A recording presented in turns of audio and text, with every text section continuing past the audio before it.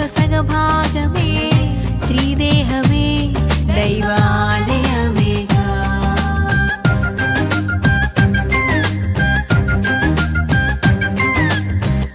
ప్రాణముకు తెగించి యూదులను కాపాడా ఎస్తేరు ధైర్యమే మన మాదిరి కాదా.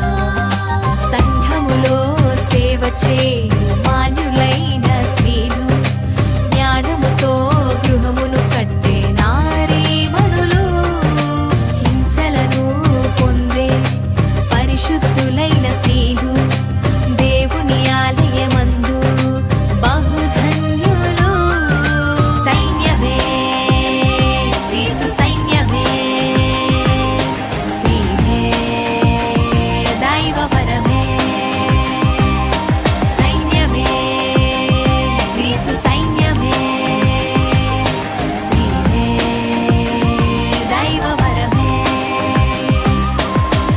ప్రభు యేసు వార్తలని ప్రకటించు స్త్రీలు. ఆ దేవుని మనసు గెలవాలి అంటే ఇప్పుడున్న అందం సరిపోదు. అందంలో మిస్ ఇండియాలో మిస్ యూనివర్సిటీ సరిపోదు.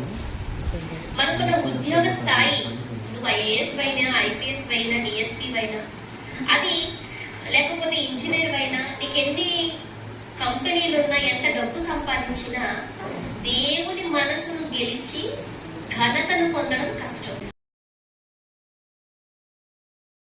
అంటే ఏముండాలి? ఘనతకు ముందు ఆస్త, ఉద్యోగమా, అందమా, జ్ఞానమా? ఏమంటున్నాడంటే ఘనతకు ముందేముండాలి? వినయం.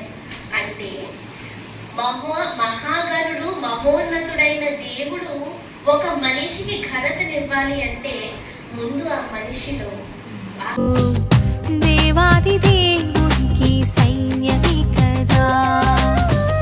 ప్రభు సేవలోనే భాగమైన స్త్రీలు క్రీస్తు సంఘములో మీరాళ్ళే కదా.